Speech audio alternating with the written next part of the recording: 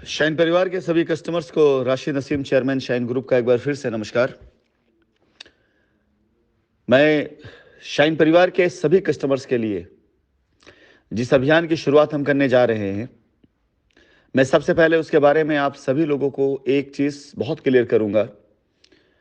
आपकी मर्जी अगर होगी तभी अभियान आगे जाएगा, अन्यथा इस अभियान की मुझे कोई आवश्यकता नहीं है। क्योंकि कंपनी का जो हक और कंपनी के पैसे, कंपनी की ज़मीन और कंपनी की लायबिलिटी, वो कंपनी का अपना इंटरनल व्यक्तिगत मामला है, जो न्यायालय के अंदर एक ना एक दिन दोनों तौर से साबित होगा। कंपनी की लेनदारी और कंपनी की देनदारी दोनों कितनी है।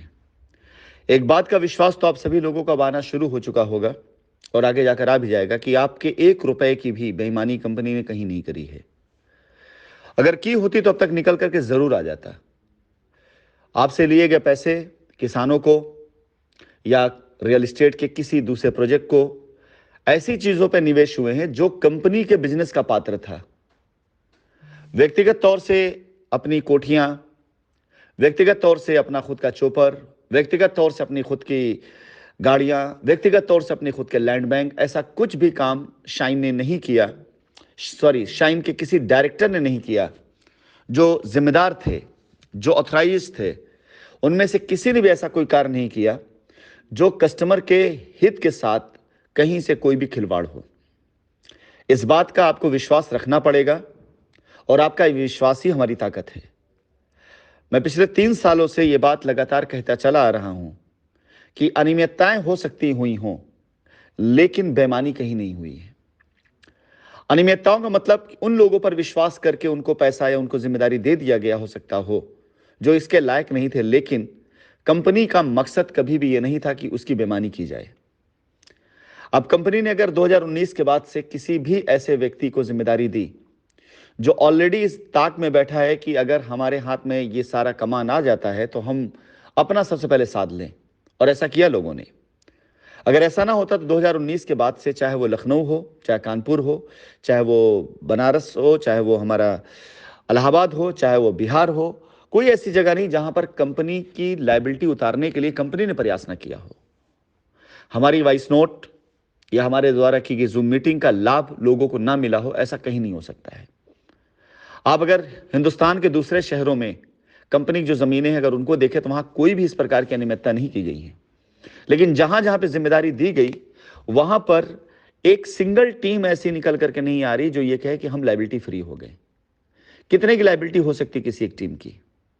मैं बात अगर इलाहाबाद में किसी एक टीम की करता हूं, इलाहाबाद के अंदर बहुत बड़ी अनियमितताएं की गई हैं। बनारस में काफी हद तक ऐसी चीजें की गई हैं जहां पे कंपनी के दिए गए एडवांस पैसे की रजिस्ट्री एसोसिएट ने अपने रिश्तेदारों के नाम पर या कस्टमर नाम पर कराई और कंपनी खबर तक नहीं।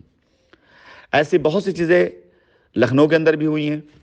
ऐसे बहुत से फ्लैट्स, ऐसे बहुत से कॉमर्शियल हैं जो कंपनी की संपत्ति थी, लेकिन लायबिलिटी उतारने के नाम पर जिनको दे दिया गया, आज भी वो लायबिलिटी गा रहे हैं। कितने की लायबिलिटी किसी एक टीम की हो सकती है? 10 करोड़, 20 करोड़, 30 करोड़। मैं एक सिंगल टीम, एक प्रेसिडेंट की बात कर रहा हूं। किसी ऐसे प्रेसिडेंट को उठा के देखिए जिसको जमीनें दी गई, उसके बाद उस प्रेसिडेंट के नीचे की लायबिलिटी को आप समझिए और कंपनी की तरफ से दी गई सुविधाओं को समझिए। चाहे वो जमीन हो, चाहे वो कॉमर्शियल हो, चाहे वो फ्लैट्स हो, इन सारी चीजों अगर आप समझिए तो आपको खुद जवाब मिल जाएगा कि जब इस टीम के प्रेसिडेंट को या इस टीम के लीडर को कंपनी की तरफ से इतना बड़ा सपोर्ट दिया गया, तो क्यों आज तक इस टीम के लोग अभी भी रो रहे हैं कि उनकी लायबिलिटी खड़ी है? आप कोई भी शहर उठा ले, चाहे बनारस हो, चाहे बिहार हो, चाहे सुल्तानपुर हो, चाहे लखनऊ हो, चाहे कानपुर हो, चाहे इलाहाबाद हो, कोई भी शहर आप उठा लें, हर शहर के अंदर टीम लीडर्स को जो भी जिम्मेदारी दी गई, उस पर अगर वो चाहते तो अपनी पूरी की पूरी लायबिलिटी खत्म कर सकते थे। लेकिन ये ना करना यही साबित करता है कि उनका उद्देश्य लायबिलिटी खत्म करना नहीं, बल्कि अपनी पॉकेट भरना है। आज कंपनी के रिकॉर्ड में अगर देखा जाए तो मात्र 30, 40, 50 करोड़ के आसपास की लायबिलिटी निकल करके आ पा रही है। यह मैं किसी भी जांच एजेंसी के द्वारा तैयार किए गए डाटा पे नहीं, बल्कि मेरी खुद की अपनी वर्किंग जिसके आधार पर मैं कह रहा हूं कि कंपनी के बैंक अकाउंट के अंदर 50 करोड़ रुपए से नीचे की ही लायबिलिटी आ सकती है, उसके ऊपर लायबिलिटी कंपनी पे नहीं आएगी। मैक्सिमम अगर हम वहां तक जाते हैं, बाकी एजेंसीज अपनी तरफ से जो भी डेटा लगाएंगे उसका सपोर्टिंग होगा तभी मान्य होगा, नहीं होगा तो हमारी तरफ से हमारे अधिवक्ता उस पर बहस करेंगे। लेकिन अगर मैं कंपनी की पूरी संपत्तियों का ब्यौरा आप लोगों के सामने रखूं, हमारे कॉमर्शियल्स, हमारे फ्लैट्स, हमारी प्राइम लोकेशन लैंड, हमारे प्रोजेक्ट, तो अराउंड 300 करोड़ से ऊपर की हमारी जमीनें, हमारी प्रॉपर्टीज अब तक लोगों ने चाहे विश्वास में लेकर, चाहे विश्वासघात करके लायबिलिटी उतारने के नाम पर लिखवाया है। अगर हमारी नीयत में कहीं खोट होता तो हम ये काम कभी ना करते। अगर हमारी नीयत में खोट होता तो हमें पहले दिन से पता था कि 50 करोड़ रुपए से नीचे की ही लायबिलिटी आएगी, लेकिन हमने कभी भी यह जाहिर नहीं किया कि हां हमारी नीयत गलत है और हम सिर्फ बैंक अकाउंट में आए हुए पैसे को ही अपनी लायबिलिटी मानेंगे। उसके ऊपर तकरीबन 300 करोड़ रुपए से ऊपर की हमारी संपत्तियां, चाहे वो कॉमर्शियल के तौर पर हो, चाहे फ्लैट्स के तौर पर हो, चाहे प्राइम लोकेशन लैंड के तौर पर हो, चाहे प्रोजेक्ट के तौर पर हो, इससे ऊपर के लोगों ने संपत्तियां अपने नाम पर, अपने रिश्तेदारों के नाम पर, कस्टमर की लायबिलिटी उतारने के नाम पर अलग अलग विभिन्न मदों में लिखवाई है। अब ये 50 करोड़ की एक तरफ लायबिलिटी, एक तरफ 300 करोड़ से ऊपर की जमीन अगर सामने गई है तो जांच में तो ये भी आना चाहिए, जरूर आएगा। एक सिंगल जमीन भी ऐसी नहीं बचेगी, एक सिंगल कौड़ी और पाई भी ऐसा नहीं बचेगा जो अब जांच के दायरे में ना लाया जाए। आप सभी लोगों को मैं अब तक जो कहता चला आया हूं, लायबिलिटी उतारने के प्रयासों के साथ साथ जो कुछ भी मैंने कहा है, अब तक कहा है, वो चीजें आज नहीं तो कल आपके सामने आई हैं। और एक दिन ध्यान रखिएगा, माननीय न्यायालय के समक्ष जब लोग अपनी सारी बात रख चुके होंगे, जब कुछ नहीं बचेगा, उसके बाद बारी कंपनी की आएगी। जब कंपनी को बोलने का मौका दिया जाएगा तो जो कंपनी की जमीनें कंपनी के नाम पे लिखी गई वो रिकॉर्ड में तो हैं ही, उस रिकॉर्ड में ये भी आएगा जरूर कि ये जमीनें फिर इसके बाद किसको लिखी गई और क्यों लिखी गई, ये भी जांच का विषय होगा। इसके ट्रांजैक्शंस कैसे थे, कहां थे और किसने इसके ट्रांजैक्शन को किया, यह भी आएगा जांच में। हर वो व्यक्ति जिसने कंपनी के साथ में किसी भी प्रकार का अच्छा और बुरा व्यवहार किया, वो दोनों चीजें सामने आएंगी। हर वो व्यक्ति जो अब तक निश्चिंत रहा बैठा कि अपने बैंक अकाउंट में पैसे लेकर के कंपनी को भगाने के नाम पर उन्होंने अपनी पॉकेट भरी और कस्टमर्स को अब तक वो टहला रहे हैं, हर व्यक्ति जांच के दायरे में आएगा। ये एक लीगल प्रोसेस है जो होना ही होना है, इसे कोई नहीं रोक सकता है। मैं भी चाहूं तो नहीं रोक सकता हूं, लेकिन मैं इसको बढ़ाने में बल दूंगा। और कोई भी चाह ले, कोई भी अपने आप कितना भी सोर्स क्यों ना लगा ले, कितना पावरफुल क्यों ना बन जाए, मुझे सुप्रीम कोर्ट तक जाना पड़े, मैं सुप्रीम कोर्ट तक जाऊंगा, लेकिन जांच पूरी ही करवाऊंगा। मैं पूरे तरीके से मैं जांच करवाऊंगा। इसमें मैं अपने सभी कस्टमर्स के लिए, उनके हित के लिए मैं उनका सहयोग चाहता हूं। अगर आपको लगता है कि आपकी लायबिलिटी जल्द अज जल्द खत्म हो और आपकी नजर के सामने अगर यह बात सच में साबित होती है कि कंपनी ने 2019 से लेकर आज तक जो प्रयास किया उसमें 300 करोड़ से ऊपर की लैंड बैंक बिहार से अगर हम उठा लेते हैं, बिहार हम आ जाते हैं, बिहार के आगे हम निकल करके आते हैं तो उत्तर प्रदेश के अंदर जितनी भी हमारी जमीनें रही, सारे जिले ले लीजिए आप, हर जगहों पर हमारी जितनी जमीनें लिखाई गई हैं, अगर उसके ब्यौरे आपको दिए जाएं तो सब मिलाकर के 300 करोड़ से ऊपर की हमारी लैंड बैंक इस्तेमाल की गई हैं। उसको लोगों ने अपने अपने तरीकों से इस्तेमाल किया है। कुछ भी कहीं पर भी ऐसा हुआ है वो सब जांच के दायरे में आएगा। अब एक तरफ 300 करोड़ रुपए से ऊपर का हमने अगर लायबिलिटी उतारा है, ये हम सामने रखेंगे जरूर। उसमें जितनी भी अनियमितताएं होंगी, जितने भी ट्रांजैक्शंस होंगे, जहां कहीं भी पैसा गया होगा, वो सब का सब जांच में आएगा। ये सारी की सारी चीजें जब सामने आएंगी तो एक तरफ जहां 50 करोड़ की लायबिलिटी, एक तरफ जहां 300 करोड़ का मामला, तो जाहिर सी बात है आज नहीं कल नहीं परसों न्यायालय इस बात को देगा जरूर ना कि आपकी लायबिलिटी 10 करोड़ है, 20 करोड़ है, 50 करोड़ है, 100 करोड़ है। तो हम भी तो देंगे इस बात के लिए कि 2019 से लेकर के अभी तक हमारी ये लैंड बैंक, जिसे लोगों ने अपने अपने तरीके से अपने नाम पे लिखवा लिया, ये भी तो लायबिलिटी हमने खत्म करी है।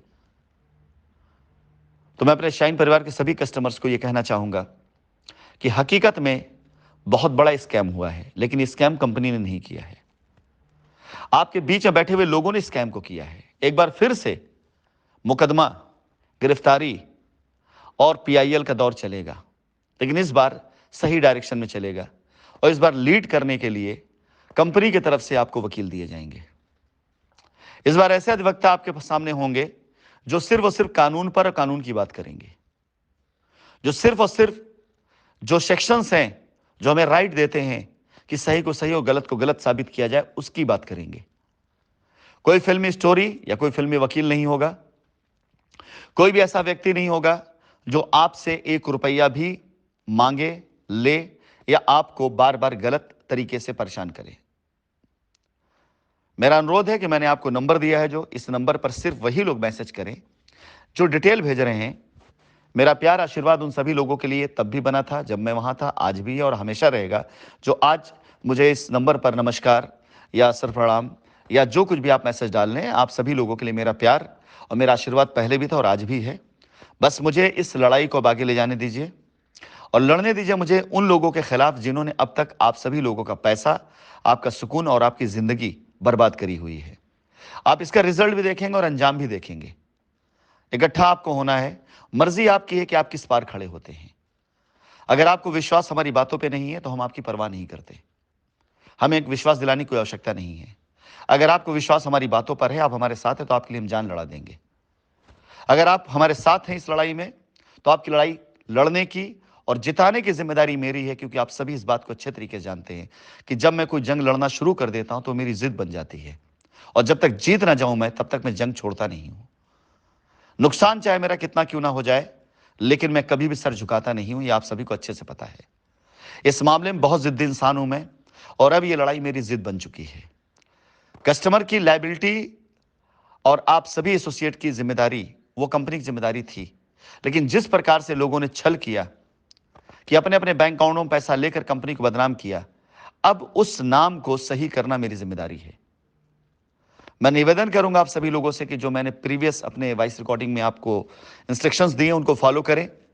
दी गई ईमेल आईडी और दी गए नंबर पर अभी वो लोग सिर्फ मैसेज करें जो पीआईएल में गए हुए हैं, पिटीशन में गए हुए हैं, एफआईआर में गए हैं। वो अपनी PIL number, petition number, FIR number लिख करके वो भेजें और वो तैयार हैं अगर इस नई एक पीआईएल में जाने के लिए कि हां उन सभी लोगों ने अपनी लायबिलिटी खत्म करने के लिए पीआईएल डाली थी या पिटीशन डाली थी या एफआईआर किया था। लायबिलिटी उतारने की बात की जाए कि हमारी लायबिलिटी कैसे खत्म होगी। अगर कंपनी लायबिलिटी उतारना चाहती है, कंपनी अगर कोशिश कर रही है, तो हम कंपनी के साथ में इस रास्ते पे जाना चाहते हैं, कृपया हमें रास्ता दिया जाए। बाकी जो भी जांचें अगर आपको लगता है नियमितताएं वो कराते रहिए, लेकिन साथ ही साथ पहले ये रास्ता भी दिया जाए। हम किसी प्रकार से न्यायालय किसी भी कार्य के अंदर या जांच से किसी कार्य के अंदर विधन नहीं बनना चाहते, ना बना रहे हैं। जांच हम भी चाहेंगे पूरा किया जाए ताकि जांच के अंदर एक एक फैक्ट सामने आए, क्योंकि जांच में 1 रुपया अगर हमारे पास आया तो 10 रुपये हमारा गया भी है, ये भी सामने आएगा।